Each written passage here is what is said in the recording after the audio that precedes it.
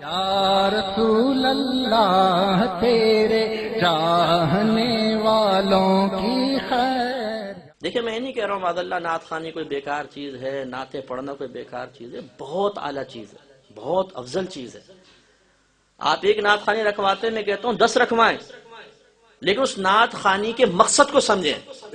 نعت خوانیاں اس لیے رکھنے کی علماء نے اجازت دی تھی تاکہ آپ نعت خوانی رکھیں گے تو نبی کی محبت بیدار ہوگی، اور جس سے محبت ہوتی ہے آدمی اس کی اطاعت بھی کرتا ہے۔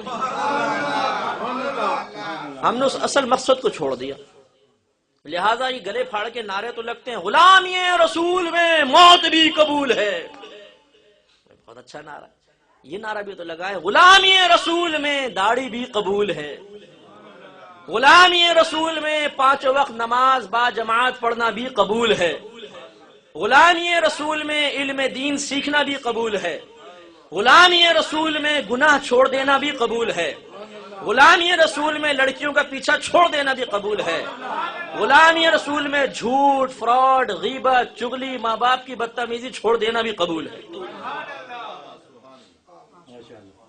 مفتی صاحب ہلکا ہاتھ رکھیں، ہم اتنے سختیوں کے عادی نہیں ہیں، ہمیں تو چسنی پلائیے، چسنی، ہمیں تو بشارت دیجئے جو مرضی کرو، لیکن تم سکے سرکار کے غلام ہو، انشاءاللہ میدان معاشر میں آؤ گے، فرشتے کہیں گے حضرت آپ کہاں تھے؟ موسٹ ویلکم، تشریف لائیے، جنت آپ کے انتظار کر رہی ہے۔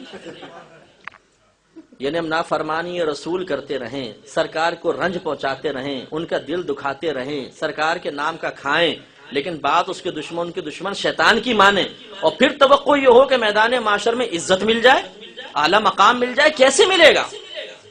سوچنا چاہیے۔ یا رسول اللہ تیرے چاہنے والوں کی